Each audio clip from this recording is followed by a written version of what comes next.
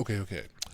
All right, friends. This is episode 28, I believe, of Two Grooms in a Pod.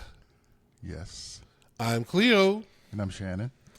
and you are listening to Two Grooms. In a pod. Yeah, so this episode, we're going to give you a double feature back to back. We're not going to wait because we were delayed in getting episode 27 out. So we're going to do 27 and 28 back to back as a thank you for staying with us. And in this episode, it is an Dear Grooms advice episode. So we've had some listeners write in with questions. That's why I'm wearing my glasses, because it's just easier. It's just easier if I do that instead of trying to pull the phone up to my eyes and all that stuff. It's Okay. just, Whatever works for you. yeah, that's what we're going to do. So let's just get into it.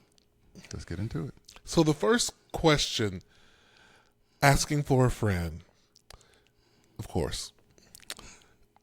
Dear Grooms, what does it mean if your boss accidentally likes your vacation photos at 2 a.m. and then unlikes them? Totally hypothetical, of course. Signed, asking for a friend. So what does that mean? Your boss likes your photo? I'll tell you what it means. It means your boss is nosy, is what it means. Nosy. He's just nosy. He or she, they follow you, or maybe they don't, and they're scrolling through, just looking at your pictures and looking at what you posted. If they, that's basically to me what on the most. If you take out any nefarious, I don't have things, all the information. Yeah, there's not a lot of information. Was the vacation recent? Are you friends with your boss? I mean, Well, that's what I said. different. It just depends, right? It Right. depends. Like, if those things can, a lot more information could change the question. But Right. going on the information that we do have, it's innocent. Now, if your boss, were you on vacation when you're supposed to have been at work? Were you on vacation when you had called off sick? Like, these are the questions. If everything's on the up and up, If everything's on up and up, and your friends and your vacation, I think you probably liked, and then realized, maybe that's too much of a like. Let me just pull it back. well, it could be that, or just when you're just scrolling and you actually hit too hard and it likes it. Oh shoot! But it sounded like it was more than one. Or was it just one? Oh, it does say photos. You probably going through and say, okay, I'm liking. And sometimes liking is just Automatic. You're automatic. scrolling. You think you need to like because you're friends with someone. And, Yeah. But the Maybe that's unliking it. part, I don't know why would you have to unlike. And how do you know that they did it at 2 Right. a.m.? My thing is, how do you know they unliked? Does it give you I don't know. a note saying I'm not that unlike? deep into it, so I don't know. Okay. I'm going to say asking for a friend, don't take it too serious. It's not a big I deal. wouldn't. Okay. The next one writes, Dear Grooms, I'm a full-time grad student working nights and trying to keep a relationship alive. I feel like I'm drowning. What's one thing I can do this week to feel like I'm not failing at everything? Signed, Life Raft Lessons. I think something needs to give. I think you need to slow down. You can't be everything and be everywhere at one time. Mm-hmm. So you have to, pick and choose, because you're going to wear yourself out and you're not going to have enough for you.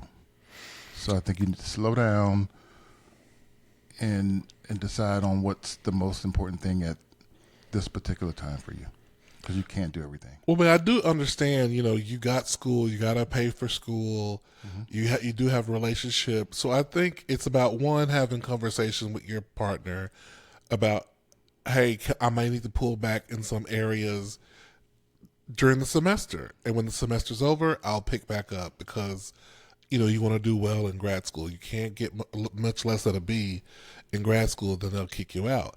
So you want to be honest with your partner, and maybe instead of doing certain things during the week, you can save that for the weekend, or even for more further out. But definitely you want to bring your partner into it, because you say you're in a relationship. So you want to bring your partner into the conversation. That's important. About how they can help you, maybe lighten the load a little bit. Because school's going to do what school's going to do. School's not changing. Right. I guess you could go part-time for grad school. But if you went part-time, you're probably going to lose financial aid if you're getting financial aid. Yeah. So there's different things to consider if you go that route. But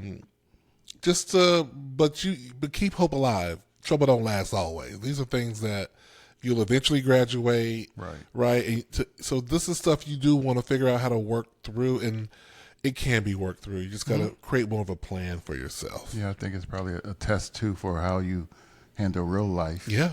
Well, that it is real life, but yeah, how you handle conflicting schedules and obligations at the same time. The more successful you become, the more you're going to keep finding yourself having to juggle. Because people who don't juggle or have schedules that they have to juggle, I find, are either retired or they have made it, or they're bums. Those are one of the three. Okay. So you either retired, or you've arrived to where you're trying to go, or you ain't doing shit. So, if you're not one of those three, then you're juggling. Okay, you're hustling on some level. You're trying to figure it out on some level, or you don't care. I guess I had a fourth level, or you don't care. You don't care about progress more. You're fine. You're satisfied with it now. So out of fourth, you're either retired, a bum, you've made it and arrived, or you're satisfied with the now. Yeah. Let's say that. Yeah. Okay. Then we're going to move on to the next one.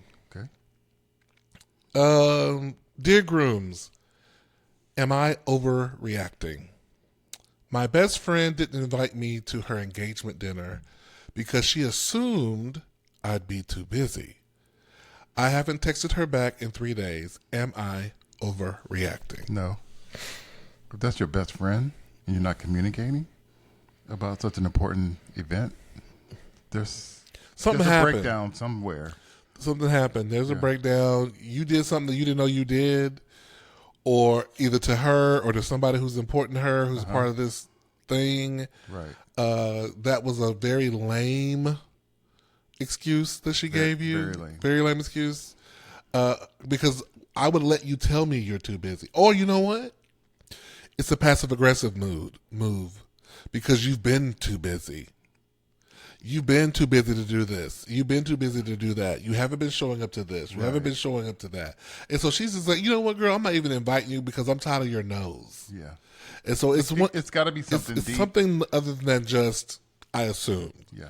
So I need you to do some self-reflection. Am I overreacting? To think about, where are you in this? Like, what have you done? Right? That's part of it, but communicating. Hey, girl, what's up? Or guy, or whatever. Communicate and find out what the real issue is. Because if you're best friends, there's something wrong with the relationship. Yeah, that's all I'm saying. Bottom line. Yeah, totally. Yeah. I agree, girl. Hopefully that'll help you a little bit. Okay, the next one we have, Dear Grooms, I just found out I have to give a toast at my sister's wedding. I'm panicking. Can you help me not embarrass myself? That's tough because sometimes I have issues with public speaking. So I can understand the pressure of it all and what to say. Yeah. It's tough. I'm not great about answering that because I'm not really a public speaker, and that probably would make me quite nervous. But I would have to deliver for my family. Right. You got to do it. You got to do it. So this is how you do it. Okay. First thing you're going to do is keep it honest and from the heart. Okay, think of some stories from past experiences with your sister growing up. Think about your sister's dreams and the things that she wanted. How does her future partner connect to any of those dreams at all? Just start thinking about that. Ask other relatives. Ask your mama. What was her first, whatever. Ask your mama for some inspiration, right? But then what you're going to want to do is, of course, you're going to outline all this. But then the next thing you're going to want to do is make sure after you write it out and edit it, you got to say it out loud. You can't just read it. That's not enough. You got to read it out loud, and then you're going to have to practice in front of people if you're shy. Not necessarily even to get their opinions about what you've written, but just to practice delivering it. So that you're not doing it cold for the first time in front of people. If you don't have anybody, record yourself doing it. Stand in front of a mirror, get your cell phone out, and record yourself. And then look at it, and then you critique yourself and give yourself feedback on what you need to do to get better. But whatever you do, don't let the first time you say that speech be in front of these people. Don't do it. Good advice. Don't do it, or you're going to freeze up, you're going to stutter, you're going to and you won't look cute. But definitely write it out. Yes. Have a sense of what you're going to say specifically. Like you said, you don't want to be sitting up there with dead silence and awkwardness. For me, I would try to keep it short and sweet. Yeah. But since it is your sister, you want to have some length to it, not just a few. Take us on a sentences. journey. I will say have a beginning, have a middle, and an end. Just take us on a journey. Yeah. Okay. I hope that helps. So we had another one. The next one says, Dear Grooms, I keep saying yes to things I don't want to do. Extra shifts, helping friends move, even dates I'm not excited about. I'm exhausted. How do I stop being everyone's yes person without feeling like a jerk? I'm kind of used to that because I was in the space where everything was, yes, I'll do it. I'll help.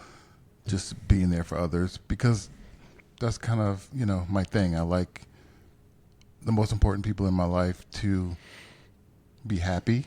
So I'm ride or die. I'm down to help you out. But then there are times when you get exhausted from people just pulling, everybody pulling. So at some point you just have to say no, and it's okay to say no.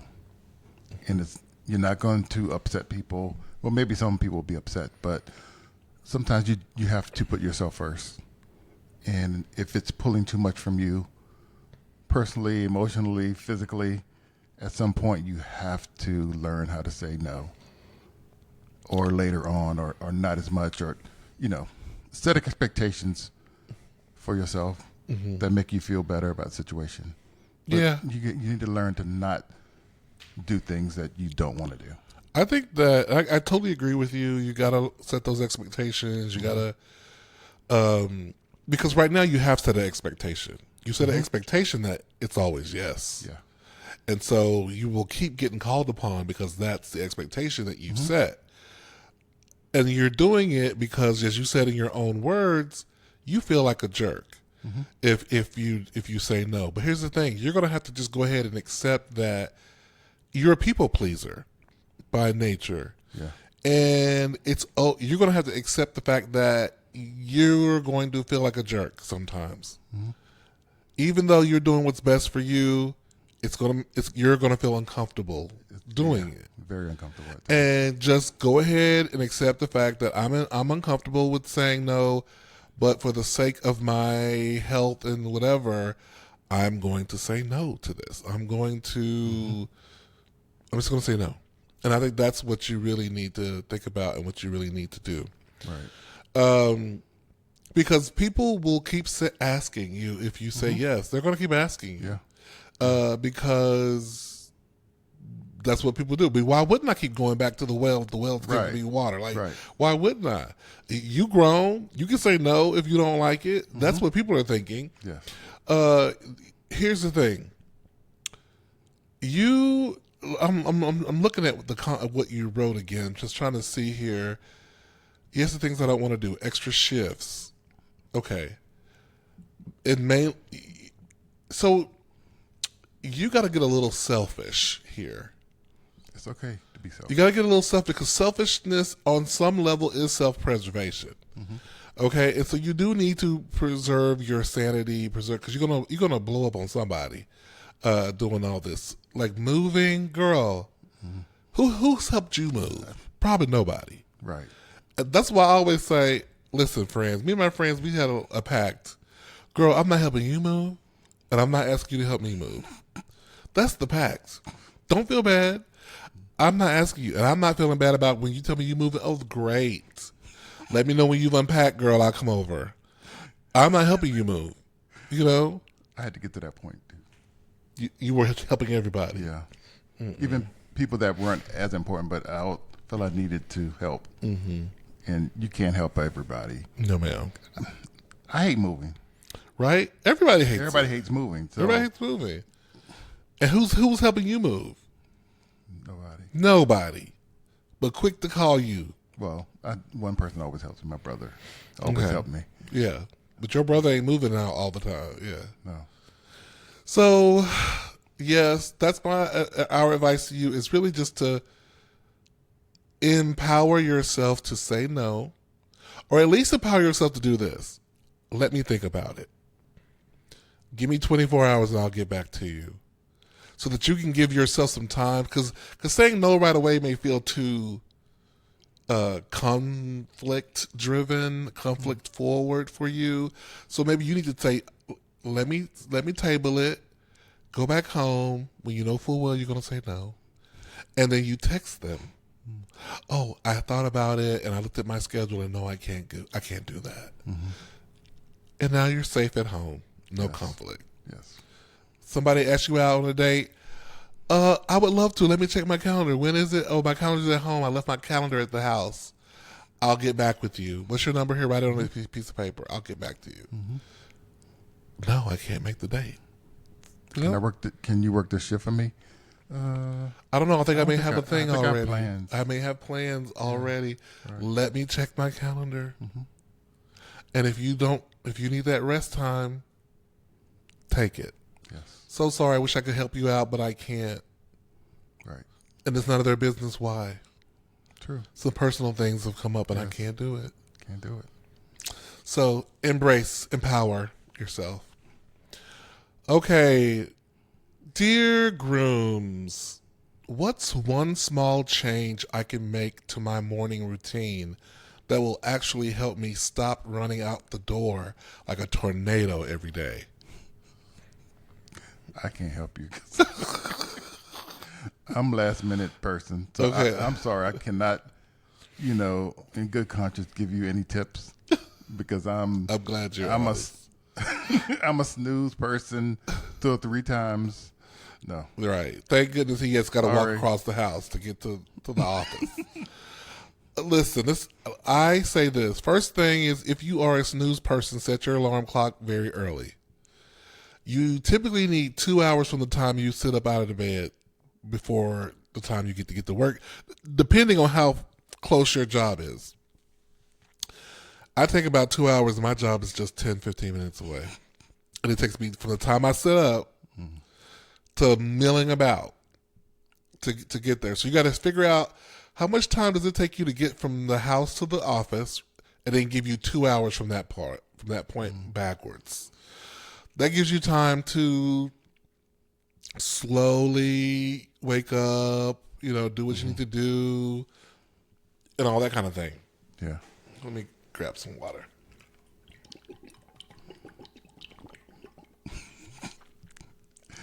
Talking a lot, huh?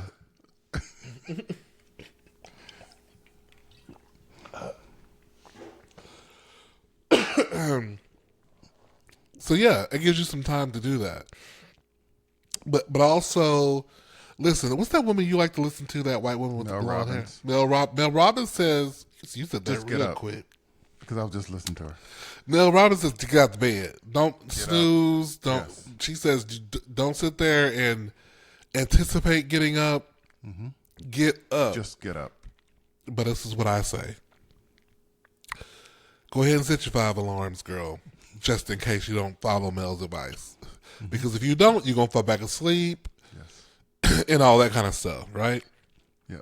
And then the trick is let each song afterwards get more and more aggressive. Okay? And if you have to, another trick is to put the alarm clock across Away the from you. room. Yes. Where you have to get out of the bed to get to it. Yes. Okay? That's the other thing. The other thing is give yourself time to get yourself a treat before you get to work. If I'm on time, I get to swing by so-and-so and grab a croissant. If I'm on time, I get to, what kind of treat can you look forward to get you get that kind of cup of coffee you like at that special place. Right. If you get up on time. You're gonna have to fool yourself. You know, you're gonna have to make sure that one, you may have to become the girl who has her clothes ironed at night before she gets up. You got to pick your clothes out at night. Yeah. Do all kinds of preparation. Everything's laid out. You know where the keys are. You know where this. You got your work bag is by the door. You know, you may have to be that kind of person who pre-preps the night before, Right. so that all you have to do, there's no thinking. You get up, you brush your teeth, you shower. It's like robot. Yeah. Rote. You just do what you have to do. And maybe that's the thing. That's the trick for somebody like that. Yeah. Just prepare beforehand as much for the next morning. And also maybe trying to adjust your previous night sleep time. Go to bed earlier so it's better. And I know that sounds good because I've tried that too. And I'm just not a morning person. I'm just not a pop up out of bed kind of person. So again, it is hard, but I think that's one of the things to think about too, adjusting your sleep hours. Okay. So the next one, dear Grooms, my mom calls me every single day, sometimes multiple times, and gets upset if I don't answer. I love her, but I'm overwhelmed. How do I set a boundary without hurting her feelings? Stop answering.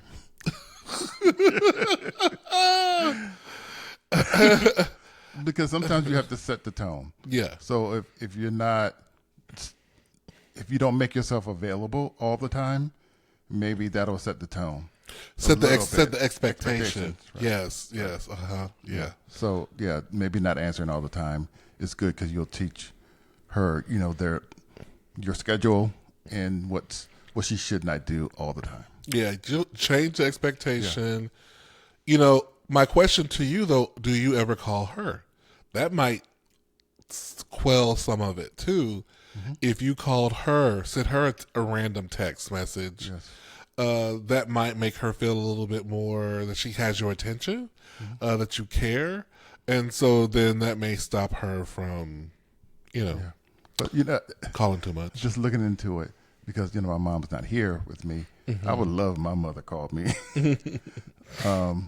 every day, but I understand if it can be a bit much, or if you do answer, make it quick and simple. Yeah. Have that expectation as well. Don't sit on the phone for long periods of time during those calls. Just make it short and quick, and let it go. My other thought is that, is she lonely? Does your mom have anybody else to talk to? Yeah. My mom doesn't call me a lot because she's distracted. Okay, she got grandkids and busy. church stuff and writing books and blah blah blah. Right. She's busy, so maybe you could help your mom get a hobby. Help your mom get a community if she doesn't have a community already. Maybe do you have siblings who could also be reaching out to share some of that? Some of that. Those are other ways you could help your mom, because I agree with Shannon. Some people don't have mothers, it's a blessing that you have a mom that wants to Yeah. talk to you. But I do understand if you're a very busy person, you're like, I don't have time to stop for this. But you can set the expectation Yeah. by one, not answering. Mm-hmm. So she just knows that's going to happen.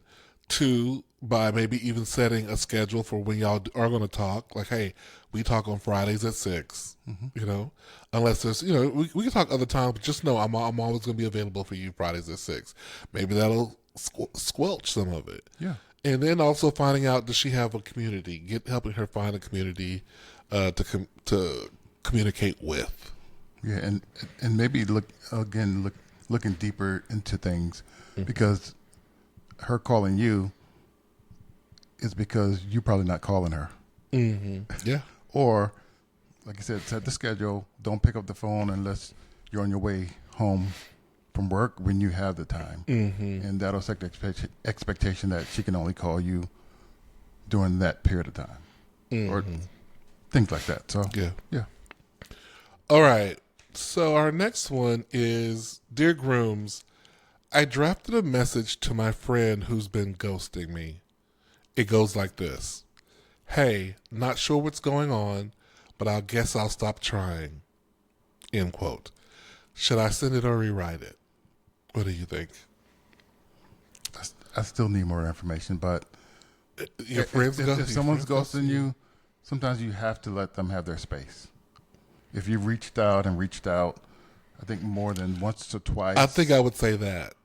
Yeah. I would say that part. Hey, I'm not sure what's going on, but I'm going to let you have your space, and I'll be here when you need me. Right. I hope everything's okay. Yeah. Yeah. And just leave it at that. Mm-hmm. Especially if you see that they are. Now, I say that, but I didn't do it quite like that. I know. Because I had a friend she ghosted me. I was trying to invite her to the wedding, and she never responded. Then I saw on social media that she was doing stuff and like living her life. I texted her. I said, "Girl, well, I guess I don't know what's going on with you, but I think it's really rude that you haven't even responded to my text messages or my invite." I said, "Well, then if you don't want to be my friend, I don't want to be your friend either." And then I blocked her on everything. Okay. But that's how I did it. But not everyone. But not everyone moves like this. Everybody don't move like that. So I'm not telling you to move that way. I would let her know that I say there's nothing wrong with letting them know you're not trying anymore. Yes. I don't know what's going. You determine the temperature. Yeah. You determine the temperature. Low temperature. I tend to come in a little hot. But if that's not your personality, and if you don't feel particularly wronged, like I did, then maybe you come in a little cooler and a little bit more neutral, a la Shannon. But if you feel like you've been wronged, girl, you might come in hot smoking. I don't know. Guns a-blazing. There have been times I just disappear too. I ghost too. Because after a couple of, reaching out, that's it for me. Right. We all grown here. We're grown, and nobody wants to be reaching out all the time or doing putting forth the effort. Yeah. To have a communication with somebody. Right. So at some point you just have to let it go. Yeah. Well, hope that was helpful, girl. All right, we got a couple of more here. Okay. Get that throat cleared up. That's what I'm thinking. Having like a lozenge. Yes. Then you'll be sucking on the mic. No, I wouldn't. I know how to do it right. Okay. Silent, or at least in between takes or something. Okay. Dear Grooms, I once quit a job in a blaze of glory, and immediately regretted it. I want to hear how I can turn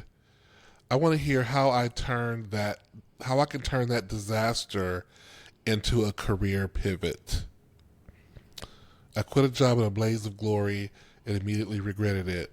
I want to hear how I can turn that disaster into a career pivot. Sometimes you have to, because you have no choice. Yeah. Because if you blow up something, You have to be adult enough to know the repercussions of, your actions. Mm-hmm. So going out in a blaze of glory, you have to have thought about it enough to say, okay, I'm ready to do this. I'm ready to do this. And be grown enough to know the repercussions are that you have to move on and make something else happen. Or hopefully you were smart and you had a job waiting for you. That goes without saying, I guess. Does it? Because if you were emotional and went out in a blaze of glory before you had any plans, I don't think that then was. that's a dumb move. Yes. That wasn't very smart. Yeah, if you did that. Hopefully it's glory filled with glory.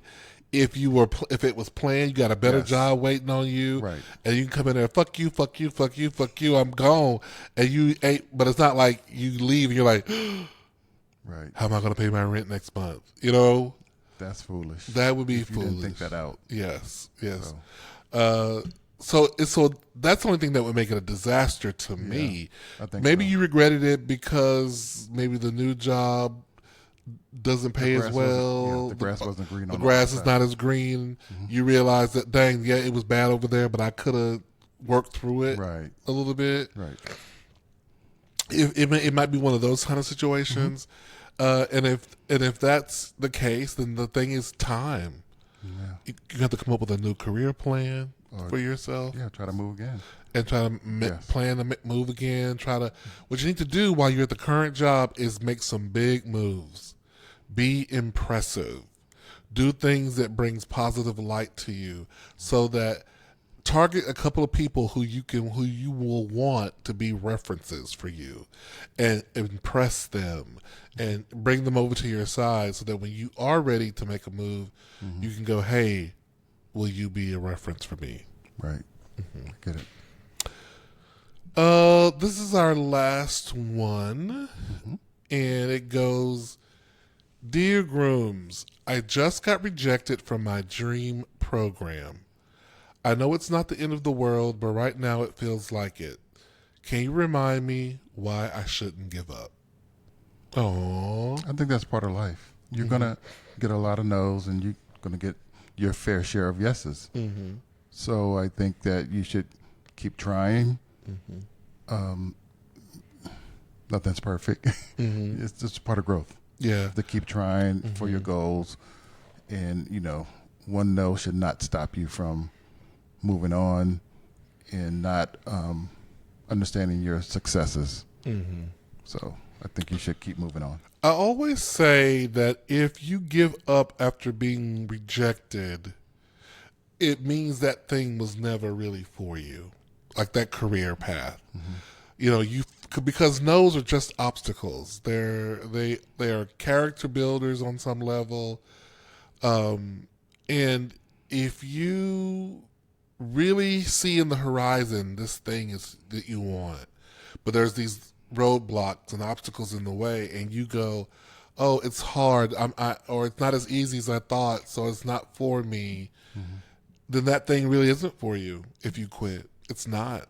I say that to students all the time who talk about wanting to be in the business, be a performer. If not being cast in a show at your university causes you to go, oh, I don't want to do this anymore, then now is the time. Now is the time to quit, because you can figure out something else to do. Because you get as you said, way more no's in life than you do get yeses, but we don't give up. We can be frustrated, we can be mad, we can feel disappointed, we can be discouraged. You can have all the feelings, but don't give up. Yes. Don't give up. That is the one big piece of advice, is because it will get better, but but you know what's going to also happen? It might get worse. It might. It might get worse. But you know what? It will get better than that too, as well, if you keep living. Yes. If you keep living and you keep trying and you keep getting better at whatever it is you're doing. Now, that's the other thing about it is, You can't just say it's not fair and you're getting no's, but you're not doing nothing to develop your talent, develop Right. your skill set, to improve, to figure out, okay, maybe why are people telling me no? Oh, it's because my diction isn't the best, so maybe I need to work on my diction. But you just if you're staying the same Yeah. throughout the journey towards your goal, towards the program that you're trying to get into, you're not studying. You fail the bar exam, whatever many times or whatever the things are, the tests, but you're not getting any prep tests. You're not Right. getting any tutoring. Right. You're just leaning on your own understanding. Hallelujah. You need to. You need to do better. Yeah, sometimes no's are warranted. Yes, sometimes Because they sometimes are. you need to work harder. Yes. Or to get better. Yes. Yes. And just because you feel like you're there, mm-hmm. the reality is you may not be all there. The reality is you may not Yeah. be. Yeah. So that's our advice to you is don't give up Don't. and keep getting better. Yes. And that is it for the Dear Grooms episode of Two Grooms in a Pod. Nice. That was nice, right? Quite a few. It was quite a few. Y'all keep sending them in.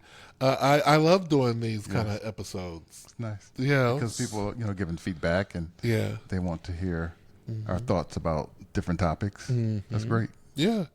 And I try to think if I had anybody in my life growing up who I would say was like the person I would go to for sage advice all the time. I feel like there were different people at different moments, but there wasn't just one person that you're like, oh, hey, it's me again. How you doing? I got a thing I need to talk to you about. Like, I don't think I had anybody like that. I didn't have anyone. Yeah, we were just learning on the school of hard knocks. I was so introverted and I just didn't reach out to people. True. I was unsure of who I was, what I wanted to do, all kinds of things. I had so many insecurities Yeah. about life, so I didn't know what to even ask about. So, growing up, it was hard. I wish I did, though. I wish I had someone to kind of like be not say mentor, but Yeah, sure. just someone to just talk to about things, just to listen, not necessarily Right. give advice. And that's why we're here for you. So you can't say you don't have anybody. You have us, the Two Grooms in a Pod. Yes. You can DM us. You can email us at twogroomsinapod@gmail.com. Go to Instagram, Yes. Two Grooms in a Pod, and you can message us there with advice, questions.